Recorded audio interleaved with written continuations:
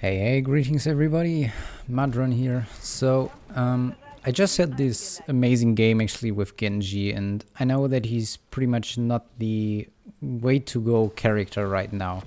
But I think he still provides a lot for the team, and actually, yeah, if you play him properly in a composition where he actually fits, you can do a lot with him. And I want to point out some few things. First of all, that game was really, it was amazing. It was such amazing. I can give you a little preview on what happened in the end. But yeah, pretty much I'm queuing up with a friend of mine. He's playing Anduin. I'm playing Genji. And there's nothing great happening in the early game right now. We are just getting a little bit poked there. I got there into a dash, which unfortunately took a lot of damage, but we healed up, and yeah, everything was fine. I think maybe Johanna even feeded in the first game, in the first minutes, but I don't know. Well, let's talk a little bit of the draft, because I don't have any footage of the draft because I'm currently in the watching mode, as you can see. Yeah, there's Johanna feeding, by the way. Oh, yeah, she is. Yep, double kill. Okay, well, actually the draft. My friend and I just chose Anduin and Genji at last pick. There was only one pick left, and that was Mathael, the solo laner. Actually, the Genji pick was a little bit risky in that moment, because let's look at a little bit on the picks itself. I think they drafted KT or Junkrat with ETC first. So ETC is kind of a pain in the ass for Genji, because he has the slight CC. So you have to make sure that you're like the jump. You see that? Not in range for ETC, because the follow-up from Junkrat could be a little bit painful, sometimes even from Stukov with the silence. If they do it properly, they can kill me. But Junkrat is currently, because he got the replay, in a good spot, honestly. Like, you have a lot of good balanced talents now, and he's kind of pokey and even can resist some dive in terms of slow dive. Like, for example, Nubarak. I actually like to play Junkrat against the Nubarak, because with the steel trap, you can pretty much zone a noob a little bit out, but he's weak to like immediately dive. For example, Zeratul or Genji and Diablo, like point and click or even faster. So Genji is kind of picked here for that reason, to actually punish the Junkrat, the Stukov, and the KT. Oh, if I would have been bot, this one would be dead, but I was unfortunately soaking top. So, generally speaking, Junkrat, KT, and Stukov are my main go targets. Mythil is quite a good pick in my opinion against already picked Johanna, Imperius, and Asmodon, because they are all really, really tanky. And I actually think I said that we want to ban him, but yeah, they just ignored me, like they always do. That was pretty close though, and I nearly got the kill on the Mathium, but in team fights that wouldn't be the case. So it was kind of risky to pick the Genji in the late game if there was still the Bruiser open, because they could go for like ETC on the solo lane against Imperius, kind of works, and just go for an Anoop, for example, and then that would have been a completely different story. I think Diablo was actually banned here, as well as Garrosh, so that are also some kind of counters. So what I actually look like in this composition is the last picks on Genji and Anduin, because we were trying to get out oh, I dashed there a little bit late. Like, the early game is pretty weak for me, to be honest. Like, I was playing not that great, but in the end it got like really, really crazy. Yeah, that's actually not a kill, no. That's a kill on them. I was scared of all of them, to be fair. So, yeah, what I was trying to say, the light bomb and the X-Strike, that was our main goal. So we actually wanted to soak the game till 10 and then change it. And there's actually a time when we take, or if you fight over the healing beacon, I think it's after this projector actually, where the whole game changed. Like, we got a triple kill or something like that, you will see it. And like, from that moment, like Genji was actually a threat to them. And they tried to focus me in the end, but it didn't work that well out for them. Yeah, so I actually would like to make a separate video on how to draft Genji or when to draft Genji, because sometimes it can be a little bit difficult to tell which hero to draft, and Genji is especially that, because he got quite a few nerfs in the past, which actually put him in a, like, I would say, tier 2 spot. He's not S tier, not at all, and he's not 1 tier as well, because like he still got good dive damage, and the setup, like the reset on 1 second, is good as well. That was actually a kill, but not in time. But it used to be 3 seconds for the strike. So you strike in and got 3 seconds to kill somebody to get a reset on your strike. And that's actually the main thing you want to do with Genji, because you can handle with this type of play his mana problems, because he's quite mana hungry if you use the E for wave clear, for example. And you get a lot of value in team fights when people are dropping low. I don't know if it's this fight or maybe the next one, but we will see. I don't think it's this one. Yeah, and as well, they reduced the AA range, which made kind of hard to actually poke people, because when they nerfed the E strike, the AAs were still pretty good, because they had like quite a good range and you can actually move. So Genji shifted from an like divey mage character somehow to an AA one. You just poke somebody till they are really low and then just finish them off with the E. Yeah. Before that, it was like you wait for damage to come in from your team and then you just engage with your E and use a Dragon Blade, and if you don't get the reset in 2 seconds, the Dragon Blade will still give you the reset after you kill somebody. And yeah, everything was different, everything was like easier. So yeah, they are actually poking top, and I think we played till 10. Now there's actually something happening that's quite interesting. You can't see my my cooldowns yet, but I go in, I think, and I deflect with the level 7 talent on deflecting, like with the cooldown resets. Yeah, and I deflected like 2000 damage.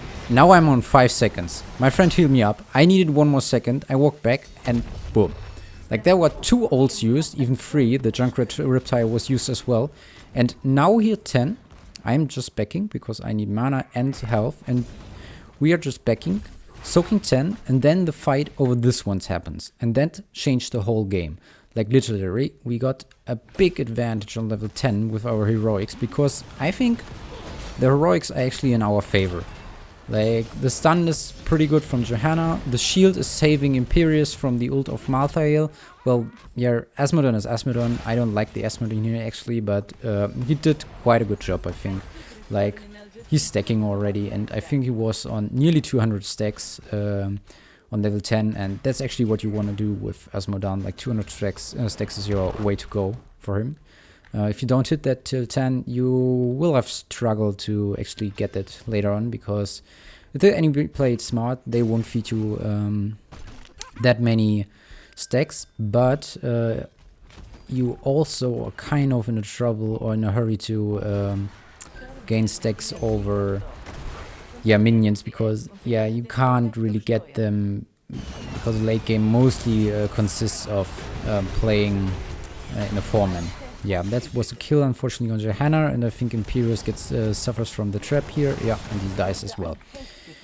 I don't know if they take it right away or if they channel a little bit, but I think the second projector, we actually won that, and that rolled a little bit over, and that was actually good. So I took X-Strike. I already used it, so I think this is going to be later on. The way to go was actually the light bomb and the X-Strike. I already used it once there. I didn't got it on camera because I was filming Asmodon. That's not too bad, because there are a lot of X-Strikes right in the game later on. So this clearly, let's watch a little bit. So Johanna goes in, stays on the point, gets a lot of damage from the Junkrat because of the trade thing. I got in because I saw the Junkrat dropping low. I waited a little bit, stepped a little bit back, stashed to the ETC, killed him as well. Then I was just poking the Stukov because he's the main problem. Like, he can keep them up, he can keep them alive, and that's it. Like, one reset and everything's fine. And everything, I mean, the main thing is, like, Stukov suffers from this. He can out-heal, like, all the damage Asmodan deals, pretty much. Even Marthe can do this on his own because he got, like, crazy, really crazy amount of self-sustaining. But if somebody drops low and Stukov isn't replying to that, this one will fall, because I was looking for that immediately. I didn't even use my extract there because it wasn't up. But if I used it to, like, that would probably be an, like, quad kill at least. And this just happens over and over again. From now on, it's only macro playing and pretty good team fights we are taking. Like, the thing is, Imperius, Johanna and Asmodan are pretty much on their own. Because, like, yeah, there you saw it again. And nearly got them. I don't need to get them. Actually, Stukov can heal it up, but we push them back, and that's the main goal, because 97%, 99% projectors dropping. We are just disengaging here. One taking the projector. Oh yeah, that's actually the one we're giving up because of our teammates. So what they do with the protector, which is pretty bad, they are pushing top lane.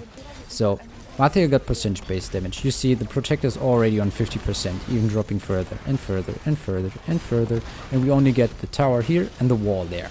And they're even engaging on us. Like, Asmodan is in a weird spot there because Mathia can just run him down. There's no CC because both our tanks are here. We luckily got the Mathia off him with some damage from the protector itself. And I think you will see another light bomb after this. I'm not quite sure yet.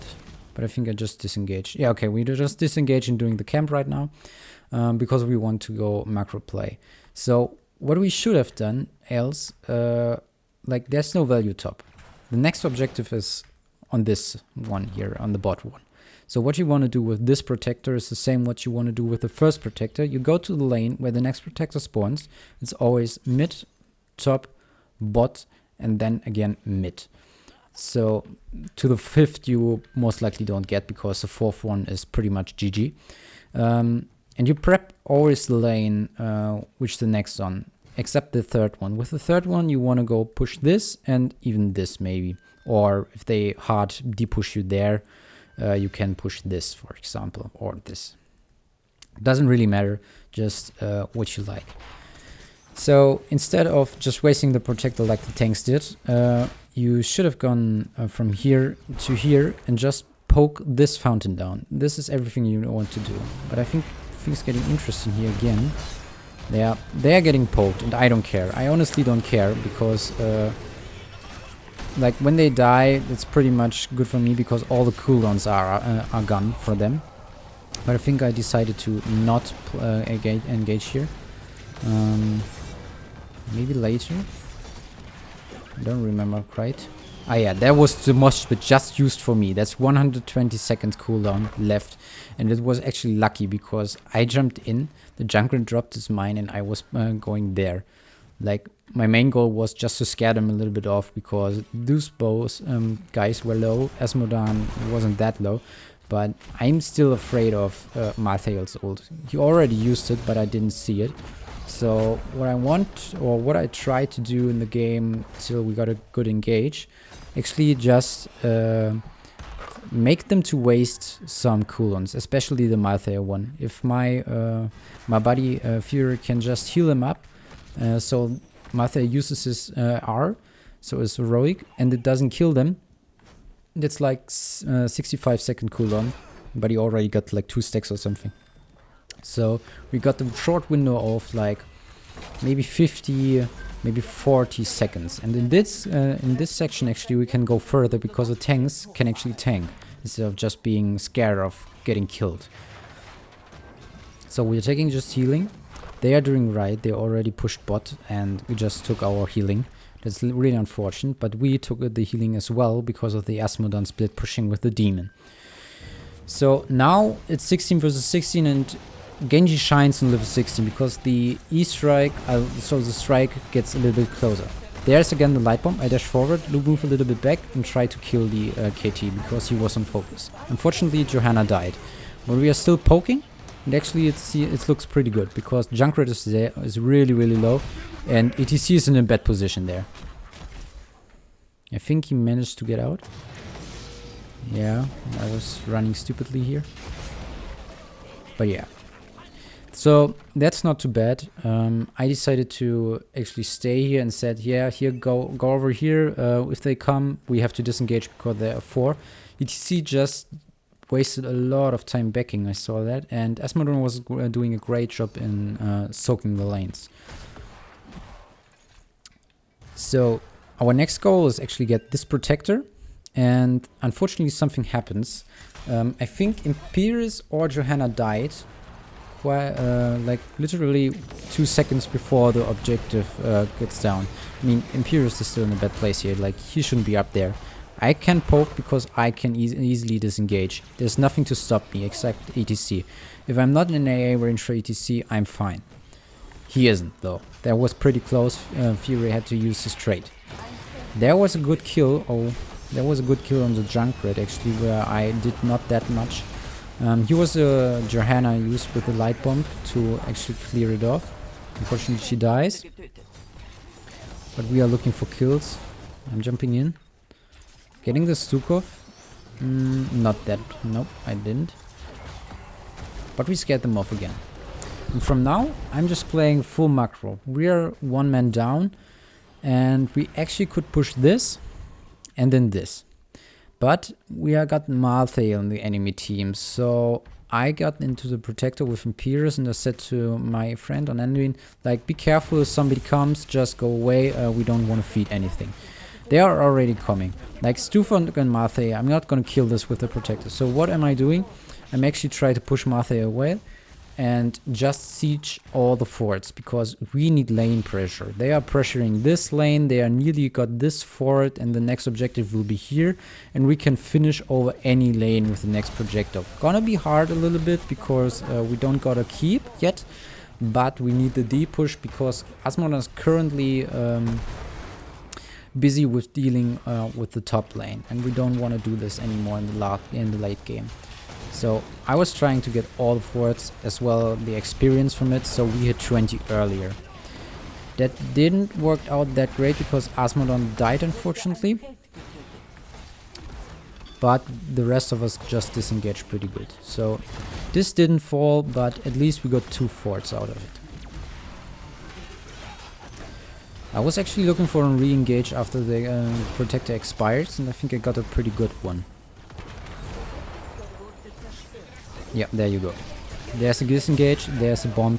Like, you get a lot of value if you see from the shift and the explosion, because I'm getting shield, I'm getting damage, and I can use my my R without even getting interrupted. I don't have to worry about the interruption because of the explosion. This is a 2-man combo and it works pretty well. It's actually game saving.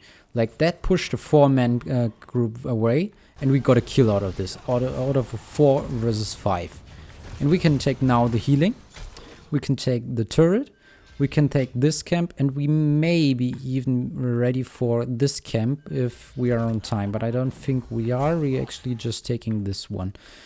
But that's fine, we got a lot of value out of the last fight, and with 20 it would have been even nicer because I got the cooldown reduction on 12 seconds with Genji, which is insane. If they just crumble together like this, you can go X-Strike again, maybe even 3 times until they realize what's actually happening. Like, Genji's biggest advantage is his unpredictability and his movement speed. He can move around the map so easy. He can go in places where anybody else would die because he had to back, but he has 2 mobility tools to get out, the E and the D. As well, my build is, like, you may be wondering about the Shingan. The Shingan is actually, in my opinion, better than the E talent. Like, I don't want to use my E for just doing damage. I want to kill someone, reposition myself, or disengage. That's the only reason why I use my E. Maybe even sometimes for wave clear if it's if there is a need for it. For example, when the catapult is on the core or something. So they were all top, we saw that, and we decided to push like 1 or 2 things here. We got the wall, we could maybe even got this one, I don't think so. Yeah, we did. Okay, we got the Riptide out, which was good. Just let it explode. Unfortunately, Joanna got back pulled, but we managed to save her. The thing is, he got the level 20 upgrade, so the Riptide is back again.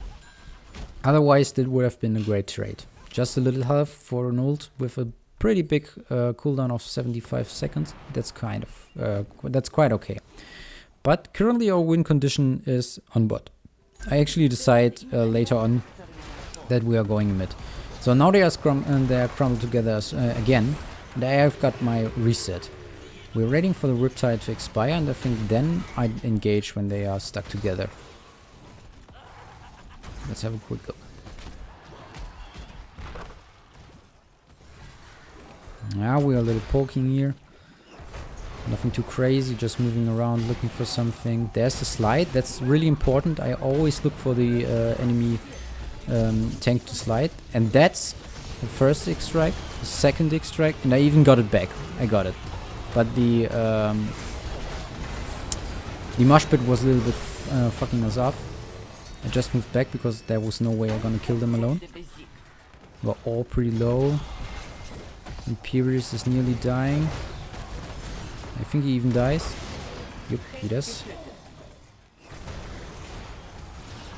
The light bomb's back in 30 seconds and I still got my extract. Currently I'm just poking and trying to get something, and I already and I got, with the help of Asmodan, the Mathia, which is pretty good. I got my E back as well, but there was nothing to dive. I think that's just for scaring them off. Honestly, I shouldn't dive there. If you got this slide, I would have been dead, but he used it, I think, to avoid disengaging. So what we are doing now, we are actually taking this turret. We are kind of split, but Johanna's already back and they're coming pretty fast. I got a lot of damage here, but I immediately got healed up. Not immediately, but I got healed up. And we can just zone them out. Yeah, the silence is always a little bit scary, especially for heroes like Genji or Johanna, which rely on their mobility trait. For example, the jump, the E, or in her case for the trait which gives her the shield. Yeah, so I'm taking this solo and actually say to my friend, hey, come over, I want to swap this. Like, I don't want to have the healing, I'm fine in the back, you can go with the healing, I need more damage, take this. Yeah, that's also something to consider, which item on which character. Most likely the healer or the tank should take the healing things, and someone who can go far in the backline like the bruiser or some divey hero should take the turret, or maybe even the tank. Maybe not the mages. So the slide is out. I got like a firebomb, which is not that great. They are also poking. Stukov is really low. I got the light bomb, got in. Keltas nearly dead. Now he's dead. Death metal already used. Like, they're split like crazy, and we are actually dying to the Mathia a little bit. And here comes the Junkrat kill, which wasn't that hard to do. And now we have the Mathia troubling us in the back a little bit. So what we want to do, either push him out, which is pretty lucky because he has no mana, or kill him. I decided to not go after him because the projector is already there and he just buys time. So I take immediately the projector and decide, okay, let's go this way. This is the shortest one. I should have gone for this because we already broke the wall, but Mathia is the only one here. So it doesn't really matter because I got the W to push him back, and that's pretty interesting thing which a lot of people don't get. Like, the W from the projector itself is, I unfortunately missed it, but he's up to Johanna, which is good for us because we are getting free damage here. And yeah, fuck Johanna in this situation, to be fair. Like, we need to win. Like, the W, don't use it on the structure itself. Like, look, we got 30% from this. Martha would even kill us if you just were there to kill us. Like, what do you want to do with this? We're getting a bunch of kills, by the way, here now. I think Stukov dies, or Kelthas, some of them. What you actually want to use it for is to push people back who can do high amount of damage against you in the projector itself. That would have been like, yeah, Marthe in this situation, Tyke is somebody, any AA, or maybe even some Poke Mages. Anyone who needs to get close to you to attack you. I'm just taking more structures because I can't finish with that. I literally can't. There's nobody here and it's kind of risky because my support is inside here. When this expires, he's not dead, but he most likely gets in trouble. I'm fine though. So we just moved back and here we got our win conditions, like 2. The next one will be on top, I think. But the only thing we need now is a kill, or even 2. Like, that's the only thing we actually need. We are taking the healing, which is most likely the greatest thing we can do. The other thing we can do is push top, so we don't get pushed by this anymore. So their win condition is actually top right now, but yeah, there's still a keep which isn't even poked down. But the wall is missing. That's a thing to mention. If we win this, we actually equalize the amount of push in the lane. So we can do this easily. I just used it for wave clear, but decided to jump again back. They used the Riptire. We unfortunately stayed together a lot. Like, I gave him the W because I was thinking, well, maybe he decides to go for me instead of the rest, but he actually managed to kill to hit 3 people. This one is again 3 people. He got it immediately back. What you want to do is like let him hit only 1 person, so he has 50 seconds cooldown with the level 20 upgrade. Now they are clumped together again and pushing in, and this is really, really bad because they messed us up so hard, and that's actually our win condition right now. They are going too aggressive here, in my opinion. I can just jump in, do it again, and yeah, that's a little bit unfortunate. I can't use my shin gun here, my shurikens, because of the minions, but it's not too bad. We already got the kill on KT. Now our main target is Marthe, because after we kill the mage or the support, Marthe is the way to go, because he is the one who's punishing actually our team. We already got the Death Mosh and the ETC now, and now it's our win condition. Like I said, we only need 2 kills actually. That would have been enough, like, or 3, but we got 4. And I think Junkrat even dies as well here. I don't know. I think he oversteps, if I correctly remember. But that's actually game. That's game. Yeah, no, he doesn't oversteps, I think. Yeah, he just takes it like a man and knows that he loses. So, yeah, that's actually the game. There were a few mistakes in the beginning. The late game worked out pretty easily. Like, the main thing to go is for the tanks actually punish ETC. So I have the free charge on the back line, and yeah, that's easy. Like, you use the light bomb, use the E, like KT is pretty much dead, Stukov is dead. The greatest thing I think I achieved in this game was actually the macro play, because that brought us the game itself. Like, we were on a kind of big disadvantage because they already pushed top, they pushed all the forts a little bit, and we needed to equalize that. So I decided to waste or to use 1 protector. You can see it both ways, to actually don't get us a win condition, but to equalize the push on all the lanes. And I think that brought us enough space to actually get a good fight on the mid, and to finish then afterwards with a projector on the 2 keeps. And yeah, you saw the last fight, like, that was pretty bad fight from the enemy team. Like, the Junkrat was sitting on his Riptire and way in the back, and they pushed in the lane while we were all 5 there in the mid lane. So we could easily kill them there. That was just no big deal. So yeah, that was just a game for the Genji. I was thinking, like, actually putting out 1 game specifically, which went pretty good for me, and then talk in the following videos a little bit about what to pick on talents on Genji, the play style, when to draft him. That's actually I think the main issue, that the most people don't know when to draft Genji, because he isn't first pick material right now.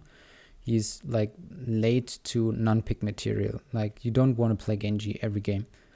So yeah, if you would like to see that videos, please give me a thumbs up. I would appreciate that, and actually give me some feedback on if you like that, or if you wouldn't like to see some Genji guides. So, so stay clear and see you in the Nexus.